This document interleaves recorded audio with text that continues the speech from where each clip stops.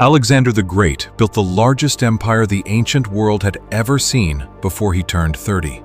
And somewhere along the way, in front of his own men, he wept. Not from pain, not from loss, but because there was nothing left on the map to conquer. Tonight, the real story behind that moment, and what it says about chasing something that can never actually be caught. Alexander grew up in the shadow of a father who was already a legendary conqueror in his own right. Philip II had built Macedon into a military machine, and by the time Alexander was a teenager, the bar wasn't just high. It was engineered to make him feel like he'd always be standing in someone else's story. Tutored by Aristotle, trained for war before he'd finished growing, he absorbed one lesson that would define the rest of his life. Standing still was the same as losing. When his father was assassinated and the throne passed to him at 20, most of the region expected the empire to fracture under an untested king. He didn't wait for them to test him. He moved. And once he moved, he almost never stopped again. In just over a decade, Alexander conquered the Persian Empire, the largest power on earth at the time, and kept going. Egypt, Mesopotamia, all the way into what is now Pakistan and India. Each victory should have been a moment to rest, to actually live inside what he'd built. Instead, each one became the starting line for the next campaign, sometimes announced within days of the last battle ending. His men were exhausted. Some openly begged to go home.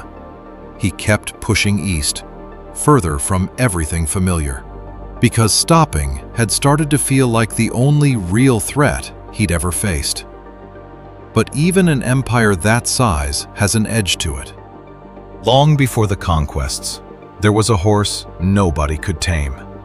Bucephalus threw every rider who tried to mount him, until a young Alexander noticed the horse was afraid of his own shadow and simply turned him to face the sun. It's a small story, but it's the blueprint for everything that came after. Alexander's genius was never really about brute force. It was about seeing the one variable everyone else had missed and adjusting the entire situation around it. That horse carried him through nearly every major battle of his life, and the same instinct that tamed it, finding the one unseen angle, is what let a 20-year-old dismantle the largest army on the planet. That instinct took him further than any commander in history had gone, and then it ran out of road. At the edge of India, standing at the Hyphasis River, Alexander's army finally refused to go further. Years of campaigning, disease, and homesickness had worn them past their limit. For the first time in his life, the man who had never lost a battle had to turn back. Not because an enemy defeated him, but because there was, quite literally, nowhere left that his own men were willing to follow him. Ancient accounts describe him retreating to his tent for days, refusing to see anyone.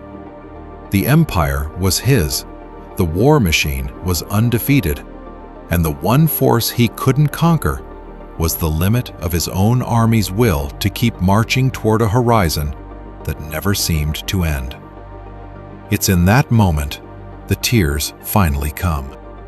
The story goes that Alexander wept when he realized there were no more worlds left to conquer. It's usually told as a punchline about ambition. It's actually a warning. A man who had annihilated empires, rewritten borders, and become a living legend before the age of 30 had built his entire identity around the next campaign. And when the campaigns ran out, so did the thing holding him together. He died at 32, likely from illness, far from the home he'd left over a decade earlier, having conquered nearly everything and settled almost nothing inside himself. The empire he built didn't survive intact past his death. It fractured within years, divided among generals who had no shared vision beyond the one man who was gone. Here is the brutal truth in Alexander's story. Conquest without a destination isn't ambition. It's a treadmill dressed up as a mission.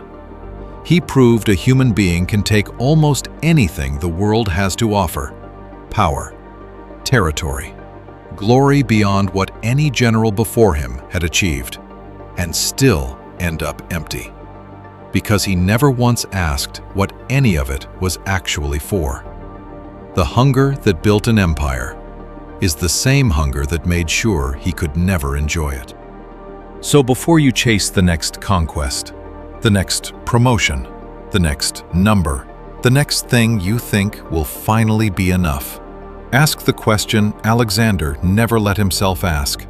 What happens when you get it? If you don't have an answer, you're not building a life. You're running from stillness. Build toward something, not away from everything. Alexander the Great conquered more of the known world than any man in history, and it still wasn't enough to keep him whole. The lesson isn't to stop chasing, it's to know exactly what you're chasing and why. Before the world runs out of horizon for you too, obey your vision.